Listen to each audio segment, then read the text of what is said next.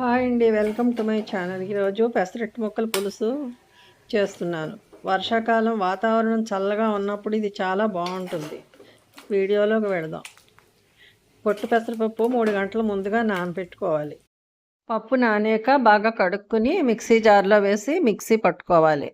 కొంచెం గరుగ్గా ఉండేలాగా మిక్సీ పట్టుకోవాలి. స్టవ్ మీద పెనం పెట్టి ఆయిల్ వేసి పిండి కొంచెం దడసరిగా అట్టులా పెట్టుకుని మూత పెట్టాలి. అట్టు పెట్టుకుని ఒక పక్క వేగాక మూత పెట్టి ఒక పక్క వేగాక రెండో వైపు తిరగేయాలి. వేగిపోయింది, తిరగేద్దాము. తిరగేసి కొంచెం ఆయిల్ వేసి చుట్టూను మళ్ళీ వేగనివ్వాలి. తిరగేసి చుట్టూ ఆయిల్ వేసి ఒకసారి వేగనివ్వాలి.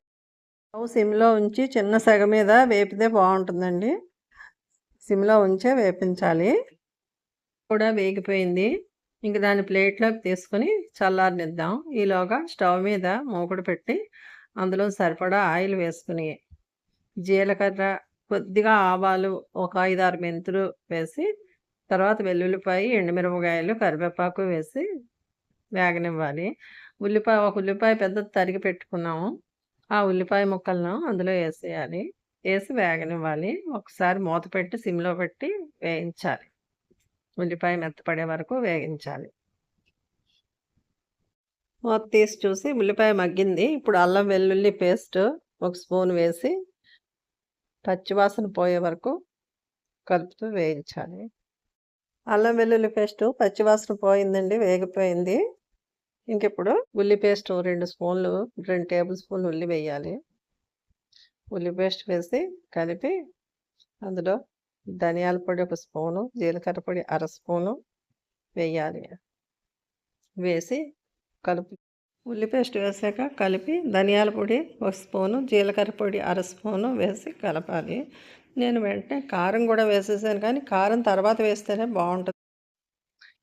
అన్నీ కలిపి బాగా వేగనివ్వాలి. అలా కలుపుతూ వేయించుకోవాలండి. అది వేగుతుంది.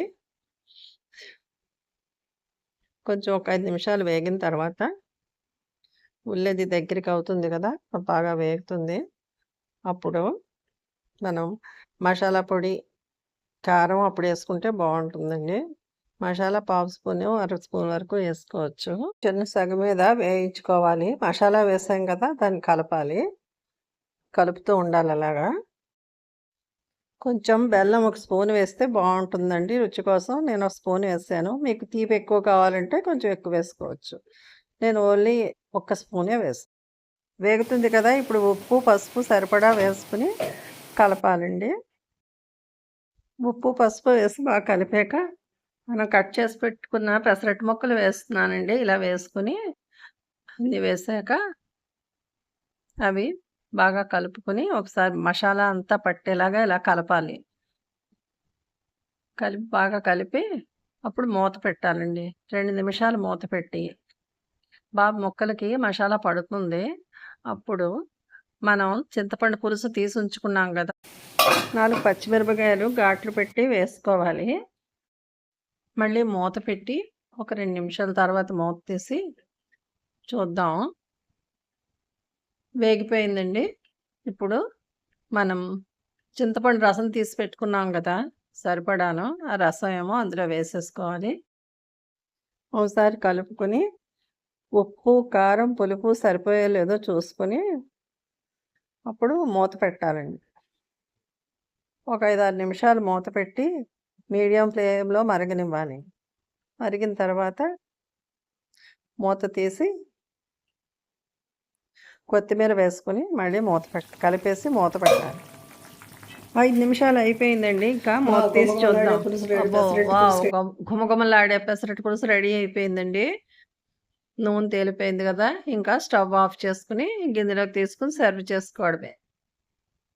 ఈ వీడియో నచ్చితే లైక్ చేయండి, కామెంట్ చేయండి, సబ్స్క్రైబ్ చేయండి. Thank you for watching.